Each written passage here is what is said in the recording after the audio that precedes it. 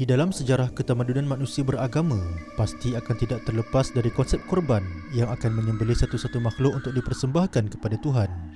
Ada kalanya digunakan manusia sebagai mangsa korban dan ada juga menggunakan binatang. Ini kerana bagi manusia yang beragama, mereka mahu menunjukkan nilai penghargaan kepada Tuhan dengan cara mempersembahkan korban. Dalam video kali ini akan membincangkan amalan korban yang pernah ada di dunia ini.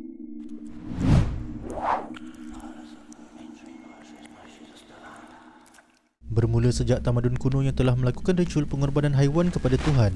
Seperti di Greek kuno, mereka memiliki ritual Holocaust, iaitu makna asal dari perkataan Greek kuno untuk ritual pengorbanan haiwan yang dibakar dengan api.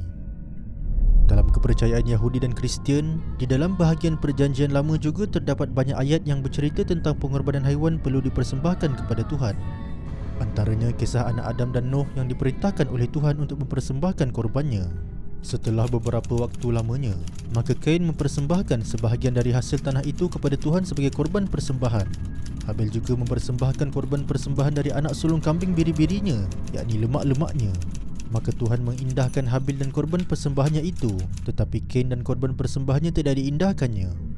Lalu Nuh mendirikan mezbah bagi Tuhan dari segala binatang yang tidak haram, dan dari segala burung yang tidak haram diambilnya beberapa ekor. Lalu ia mempersembahkan korban bakaran di atas mezbah itu. Ketika Tuhan mencium persembahan yang harum itu, berfirmanlah Tuhan dalam hatinya, "Aku tidak akan mengutuk bumi ini lagi kerana manusia, sekalipun yang ditimbulkan hatinya adalah jahat dari sejak kecilnya, dan aku tidak akan membinasakan lagi segala yang hidup seperti yang telah kulakukan." Selain daripada kepercayaan dalam agama Yahudi dan Kristian, agama-agama lain juga memiliki upacara korban haiwan, dan kaedah korbankan haiwan ini hanya semata-mata dibunuh untuk dipersembahkan darah dan dagingnya untuk dewa dan berhala mereka. Seperti dalam Hindu, mereka ada ritual pengorbanan binatang di atas nama Tuhan. Sebagai contoh, festival Gadimai yang diadakan di Nepal. Mereka memancung kerbau, babi, tikus, burung, kambing dan ayam untuk dipersembahkan darah-darah binatang itu kepada Dewi Gadimai di kuilnya di Nepal. Begitu juga dalam agama Hindu, mereka memiliki perayaan Durga Puja, yang mana mereka akan memancung haiwan seperti kambing dan haiwan lain untuk dipersembahkan darah dan dagingnya kepada Dewi Puja. Selain itu, turut diadakan upacara Kali Puja, yang mana mereka akan memancung kepala kambing untuk dipersembahkan darah dan dagingnya kepada Dewi Kali. Daging dan darah dari binatang yang dikorbankan itu hanya untuk Tuhan. Ia tidak diberi kepada orang ramai untuk dimakan. Adapun sebahagian antara mereka memberikan daging itu kepada golongan Brahmin. Di Vietnam pula turut terdapat ritual korban 2 ekor khinzir. Ia dikenali sebagai Festival Nem Tuong. Ia bersempena perayaan Tahun Baru dan disusuli dengan ritual membelah badan khinzir dengan memancungnya menggunakan parang besar. Setelah itu, orang ramai akan mencarit duitnya pada darah khinzir tersebut dan ia akan dijadikan azimat untuk mendapatkan kekayaan. Ritual ini dipercayai mampu memberikan keberuntungan untuk Tahun Baru. Setelah itu, daging khinzir tersebut akan dibuang. Selain daripada melakukan korban binatang untuk dipersembahkan kepada Tuhan, di dalam sejarah juga pernah merekodkan bahawa wujud ritual pengorbanan tubuh badan manusia kepada Tuhan. Antaranya adalah tamadun Aztec pernah melakukan korban manusia. Mereka akan meletakkan seseorang di altar, lalu dibelah dadanya dan diambil jantungnya untuk dipersembahkan kepada Tuhan. Selain itu, ritual mengorbankan manusia ini juga terdapat di dalam tamadun Mesir kuno, Greek kuno, kaum Maya dan banyak lagi. Ritual ini akan dijalankan oleh agamawan mereka. Kebiasaannya, agamawan mereka tidak dijadikan mangsa kepada pengorbanan tersebut, tetapi dipilih orang-orang awam tertentu yang memiliki ciri-ciri tertentu untuk dijadikan korban kepada Tuhan. Di dalam agama Kristian pula, mereka percaya bahawa Tuhan menjelma dalam bentuk manusia yang digelar sebagai anak Tuhan untuk mengorbankan nyawanya supaya dapat menebus dosa asal bagi manusia. Di dalam Bible menyebut, anak manusia tidak datang untuk dilayani. Dia datang untuk melayani orang serta menyerahkan nyawanya untuk membebaskan banyak orang. Di dalam bahagian lain pula menyebut, Yesus diserahkan untuk dibunuh kerana dosa kita.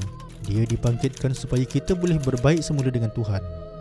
Mengikut kepercayaan mereka, Tuhan bersusah payah dengan perlu menjelma dalam bentuk manusia dan terseksa dirinya sehingga mati di kayu salib disebabkan mahu menebus dosa manusia, yang mana perkara itu boleh diampuninya sebagai Tuhan.